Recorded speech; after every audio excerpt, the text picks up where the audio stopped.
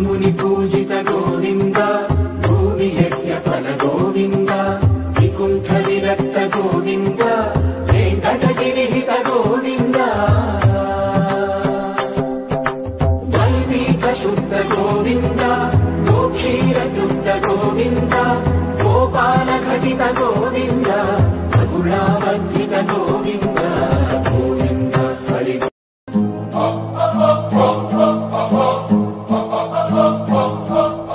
Hi friends, అందరికి నమస్కారం. Welcome to our channel Vinayaka village Vihari. ఈ వీడియోలో శ్రీ బొగులు వెంకటేశ్వర స్వామి ఆలయంకి అయితే వచ్చాము. ఈ ప్రాంతంలో మనకు కనిపిస్తున్న ఎత్తైన గుట్ట పైన స్వామివారు స్వయంభూగా అయితే వెలిశారు. పద్మావతిని పెళ్లి చేసుకోవడానికి కుబేరుని దగ్గర అప్పు చేశాడని, అప్పు తీర్చలేక బొగులుతో తిరుపతి నుండి కాలినడకన వచ్చి ఇక్కడికి వచ్చి వెలిశారని చెప్తూ ఉంటారు.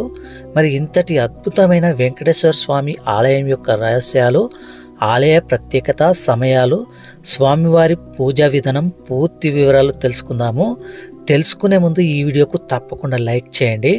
మన ఛానల్ని అయితే సబ్స్క్రైబ్ అయితే చేసుకోండి. లైక్ చేస్తేనే అందరూ చూసిన వారు అవుతారు. తప్పకుండా లైక్ చేయండి. ఇక ఏమాత్రం ఆలస్యం చేయకుండా వీడియోలకైతే వెళ్ళిపోదాము.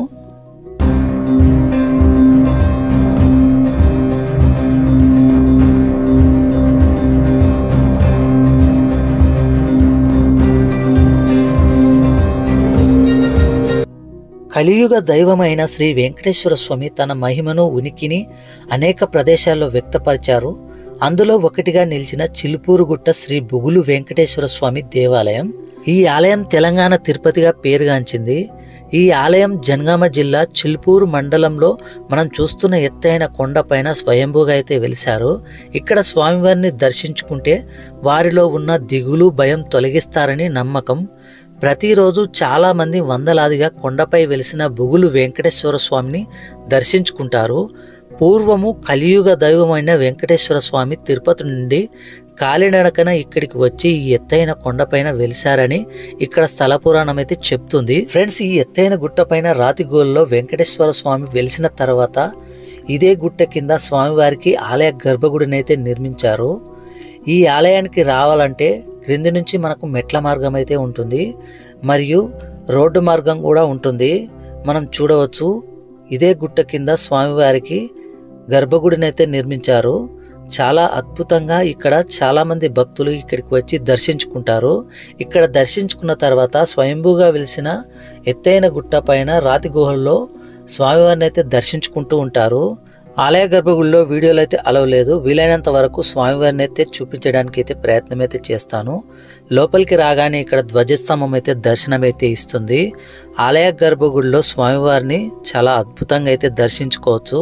వెంకటేశ్వర స్వామిని ఇక్కడ వేడుకుంటే అప్పులు తీరుస్తాడని, బొగులు భయం లేకుండా చేస్తాడని ఇక్కడ భక్తుల విశ్వాసం. మనం చూడవచ్చు ఆలయ గర్భగుడి యొక్క ప్రాంగణం. ఆలయ గర్భగుడిలోని స్వామివారిని మనం చూసుకున్నట్టయితే చాలా అద్భుతంగా తిరుపతిలో చేసిన పూజా విధానం అయితే ఇక్కడ కూడా చేస్తూ ఉంటారని చెప్తూ ఉంటారు. ఆలయ గర్భగుడిలో దర్శనం అయితే చేసుకోవచ్చు స్వామివారిని. గర్భగుడిలో స్వామివారిని దర్శించుకున్న తర్వాత ఎదురుగా మనకు ఒక మెట్ల మార్గం అయితే కనిపిస్తూ ఉంటుంది. గుట్ట పైన రాతి గుహల్లో స్వామివారు వెలిసిన ప్రదేశానికి వెళ్ళాలంటే ఈ మెట్ల మార్గం గుండా అయితే వెళ్లాల్సి వస్తుంది. చిన్నపిల్లలు కానీ పెద్దవారు కానీ కొంచెం రిస్క్ చేసి అయితే వెళ్ళాలి. ఎందుకంటే ఎత్తైన గుట్ట పైన రాతి గుహల్లో వెలిసిన స్వామివారిని చూడడానికి 1 కిలోమీటర్ దూరంలో ఉన్న గుట్టపైకి కాలినడకన వెళ్లాల్సి వస్తుంది. రోడ్డు మార్గం అయితే లేదు. ఈ గుట్టపైకి ఎక్కుతూ ఉంటే ఆకాశంపైకి వెళ్తున్న ఫీలింగ్ అయితే కనిపిస్తూ ఉంటుంది. మనకు వీలుగా అనిపిస్తేనే వెళ్ళండి. చాలామంది భక్తులు వెళ్ళలేక మధ్యలో నుండే వెనుతిరిగేవారని చెప్తూ ఉంటారు. అలాంటి వారికి ఈ వీడియో రాతి గుహలో వెలిసిన స్వామివారిని చూపించడానికి ప్రయత్నమైతే చేశాను. ఫ్రెండ్స్, ఈ మెట్ల మార్గం అనేది కొంచెం దూరంలోనే ఉంటుంది. తర్వాత పెద్ద పెద్ద బండరాలను ఎక్కుతూ చెట్ల వేళ్ల సహాయంతో ఎక్కాల్సి వస్తుంది.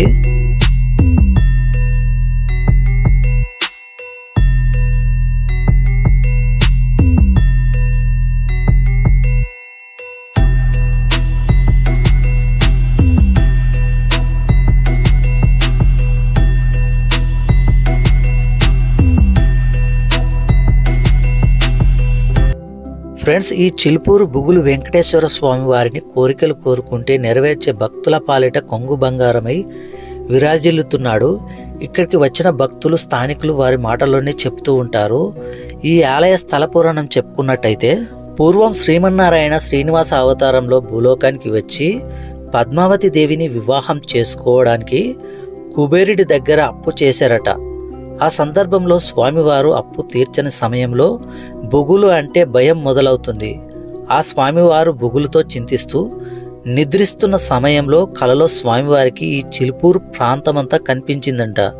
నిద్ర నుండి తేరుకున్న తర్వాత స్వామివారు ఈ చిలుపూరు గుట్ట వద్దకు నడుచుకుంటూ వచ్చారని, ఈ గుట్ట కింద పాదరక్షలు వదిలి గుట్టపైకి గుహలోకి వెళ్ళి స్వామివారు బొగులుతో ధ్యానం చేస్తూ స్వయంభూగా వెలిశారని చెప్తూ ఉంటారు. అలా వెలిసిన తర్వాత ఆ సమయంలో కుబేరుడు ప్రత్యక్షమై స్వామివారికి క్షమాపణ కోరుతాడు. ఈ ప్రదేశానికి వచ్చినందుకు నా సమస్య పరిష్కారం అయిందని సంతోషిస్తాడు. అయితే ఈ ప్రాంతానికి దర్శనానికి వచ్చిన భక్తులకు ఎటువంటి సమస్యలు మరియు అప్పులు ఉన్నా ఆ సమస్య నుండి బయటపడవేస్తానని శ్రీ బొగులు వెంకటేశ్వర స్వామిగా వెలిసి వరాన్ని ఇచ్చాడని స్థల పురాణం.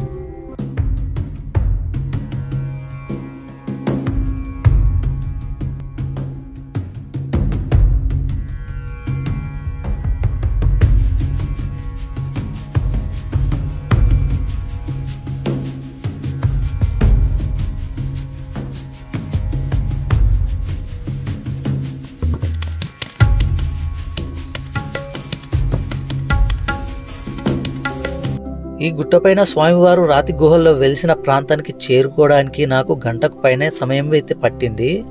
మధ్య మధ్యలో ఆరో మార్కులు అయితే కనిపిస్తూ ఉంటాయి. ఆరో మార్కులు చూసుకుంటూ పైనకైతే వెళ్ళాలి. ఎక్కడ చూసినా కానీ చెట్లతో కూడిన అడవి ప్రాంతం అయితే కనిపిస్తూ ఉంటుంది. ఫ్రెండ్స్, మనం గమనించినట్టయితే ఇక్కడ వరకే మెట్ల మార్గం అయితే ఉంటుంది. ఇక్కడ నుంచి పెద్ద పెద్ద బండరాలను ఎక్కుతూ చెట్ల వేళ్లను పట్టుకుంటూ వెళ్ళాలి. మనం చూసుకున్నట్టయితే మెట్ల మార్గం అయితే ఇక్కడికి కంప్లీట్ అవుతుంది. ఇక్కడ నుంచి మనం చూడవచ్చు పెద్ద పెద్ద బండరాలు అయితే ఎక్కుతూ ఈ బండరాలను దాటుతూ వెళుతూ ఉండాలి. ఇంకా ఈ ఆలయం యొక్క ప్రత్యేకతలు తెలుసుకున్నట్టయితే తెలంగాణ రాష్ట్రం నుండే కాకుండా వేరే రాష్ట్రాల నుండి కూడా ఈ ఆలయానికి భక్తులు దర్శనానికి వస్తూ ఉంటారు. ఇక్కడ స్వామివారి పూజా విధానం తెలుసుకున్నట్టయితే ప్రతిరోజు ఉదయం 9 గంటలకు స్వామివారి నివేదన, మధ్యాహ్నం 12:30 సాయంత్రం 6 గంటలకు నివేదన చేసి పవలింపు సేవ చేయడం జరుగుతూ ఉంటుంది. ప్రతి మంగళవారం రోజున స్వామివారికి అష్టదళ పాద పద్మారాధన సేవ నిర్వహిస్తారు. 108 బంగారు పుష్పాలతో అష్టోత్తరణలతో సమర్పిస్తారు.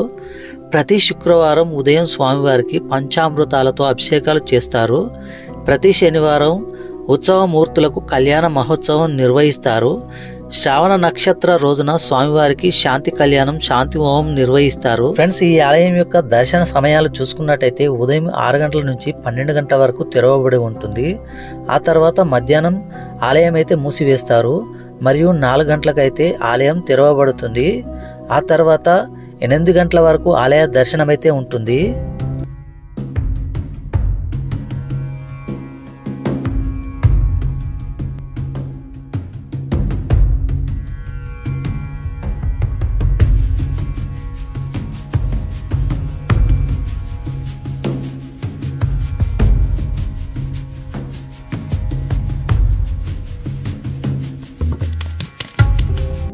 ఫ్రెండ్స్, ఈ ఎత్తైన గుట్ట పైన పెద్ద రాతి బండ అయితే కనిపిస్తూ ఉంటుంది.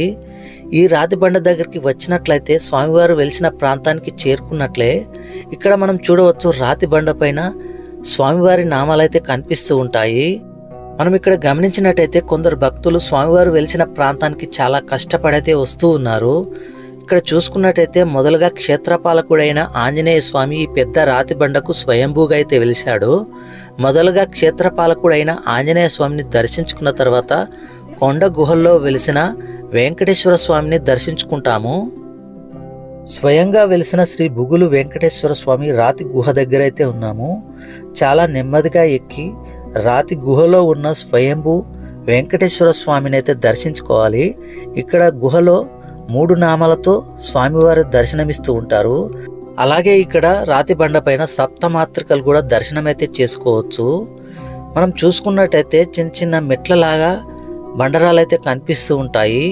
ఈ లోపల మనకు గండదీపం అయితే కనిపిస్తూ ఉంటుంది. ఆ గండదీపం ప్రక్కనే 3 నామాలతో స్వామివారు అయితే దర్శనమిస్తారు. ఇంత దూరం వచ్చి చూడకుండా అయితే వెళ్ళవద్దు. కొండ సొరకల్లో చిన్న రాతి గుహలు అయితే స్వామివారు నామాలతో చాలా అద్భుతంగా దర్శనమైతే ఇస్తూ ఉంటారు. మనం ఇక్కడ గమనించినట్టయితే చిన్న 3 నామాలు అయితే కనిపిస్తూ ఉంటాయి. ఆ నామాలు పెట్టిన రాతి గుండుకు స్వయంభూగా చిన్న గుహలో స్వామివారు వెలిసినట్టుగా మనకు క్లియర్గా కనిపిస్తూ ఉంటుంది. స్వామివారిని చూడగానే గోవింద అని కామెంట్ చేసి ఈ వీడియోకు లైక్ చేయండి. మనం చూసుకున్నట్టయితే ఈ దీపం ప్రక్కనే మనకు కనిపిస్తుంది గంధం పూసినట్టుగా 3 నామాలతో మనకు క్లుప్తంగా కనిపిస్తూ ఉంటుంది. చాలా అద్భుతంగా స్వామివారు ఎత్తైన గుట్టపైన మనకు స్వయంభూగా వెలిశారు. చూడండి, ఎవ్వరూ చూపించలేని విధంగా చూపించడం అయితే జరుగుతూ ఉంది. క్లియర్గా కనిపిస్తుంది చూడండి. ఇంకా లైక్ చేయని వారు తప్పకుండా లైక్ చేయండి. ఇంతటి ఎత్తైన గుట్టపైన స్వయంభూగా వెలిసిన వెంకటేశ్వర స్వామి ఆలయం యొక్క పూర్తి వివరాలు నచ్చినట్లయితే తప్పకుండా లైక్ చేసి అందరికీ చేరే విధంగా చూడండి. అలాగే మన ఛానల్ని సబ్స్క్రైబ్ చేసుకొని మీ సపోర్ట్ని అయితే తెలియజేయండి.